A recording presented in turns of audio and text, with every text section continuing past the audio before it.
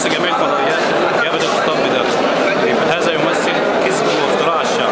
والله انا مش موافق على ترشح الفريق عبد الفتاح السيسي، عشان الراجل ده يعني كل معظم المرشحين بيقول كلام وبيرجع فيه. يعني هو قال لك لو الجيش نزل الشارع البلد هترجع 40 سنه لورا، ويقولوا على مصر الرحمن الرحيم، بس بعد كده يعني ده اللي شفناه ان الجيش نزل الشارع والعمليه باظت.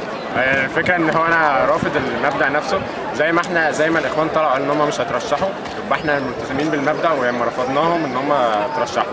وفي نفس الوقت هو لما طلع وقال ان انا مش هترشح، يبقى لازم نثبت على المبدا نفسه ان هو لما نزل برضه لازم نرفضه، ايا كان شخصيه، ايا كان هو خلفيته ايه. ترشح السيسي للرئاسه امر مفروغ منه اساسا، لان احنا عارفين ان هو اللي هيبقى رئيس، فان هو مثلا يبقى رئيس غصب عننا احنا كشباب لا تبع الاخوان ولا تبع اي حزب او اي مثلا حركه، احنا هننزل مظاهرات ومكملين. لا طبعا انا مش موافقه الترشح للرئاسه، لان اصلا يعني هو عمل انقلاب علشان هيخرب البلد. هو كده في حرب في البلد وفي ناس كتير هتموت، كفايه قوي الناس اللي ماتت، مين هيجيب حقهم؟ طول ما كده البلد كله هيسكت ويخاف منهم. احنا ما يهمناش مين يترشح، بس مين ما يترشحش. بس احنا كان كل مثلا مشاكلنا مع الاخوان ان هم كانوا قالوا مش هينزلوا مرشح بعدين نزلوا. التخبط في الاراء ده هي المشكله بالنسبه لنا. وبرضه احنا قعدنا 60 سنه حكم عسكر، شفنا فيهم يعني بلاوي الدنيا كلها، فاحنا مش عايزين نكرر غلطه تاني، عايزين يعني نشوف حاجه جديده يعني. فانا ضد طبعا ترشح، وضد اكتر يعني حتى لو هو حلو، ما ينفعش انت تلعب بالناس تقول انا مش هترشح، مش هخلي الجيش طرف سياسي، بعدين تضرب الناس لمؤاخذه على قفاهم وبعدين تترشح يعني. انا شايف ان احنا يعني ما عملناش ثوره تقريبا، او الموضوع بيرجع بشكل مش قانوني كمان، او نقدر نقول مش دستوري، هي بلطجه من نوع مقنن شويه.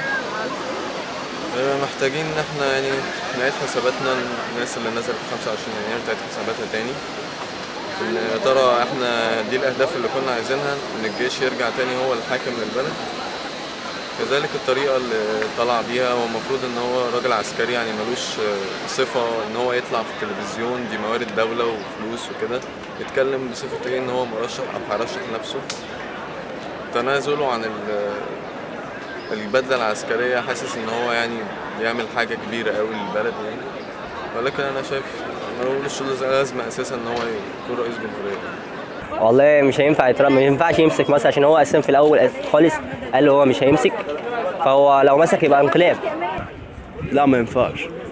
كان في راجل محترم ماسك البلد دي، كان اسمه الدكتور محمد مرسي، الله يكون في عونه دلوقتي. وتقريبا اللي انت قلته في خطاب الانقلاب بتاعك هو اللي قاله في الخطاب اللي قبل الانقلاب على طول، يعني ما جبتش حاجه جديده. وما اعتقدش انك هتعدل البلد دي، لان اللي زيك ما بيعملوش غير لنفسهم واللي حواليهم بس. والله ما ينفعش يترشح ابدا، عشان هو يعني واحد سفاح وقاتل. ما ينفعش ان هو يبقى رئيس جمهوريه اذا كان هو وزير دفاع. قتل الاف من المتظاهرين السلميين، فلو بقى رئيس جمهوريه هيعمل فينا ايه؟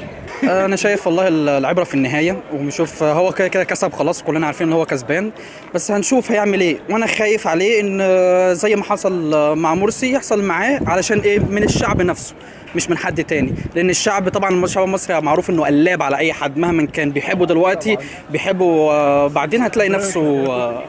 انا خايف عليه، انا شخصيا بحبه كشخصيته، انا خايف عليه هو. انا بصراحه مش موافق على ترشيح السيسي لمنصب رئيس الجمهوريه، لان انا شايف اللي هو في مكانه كده احسن.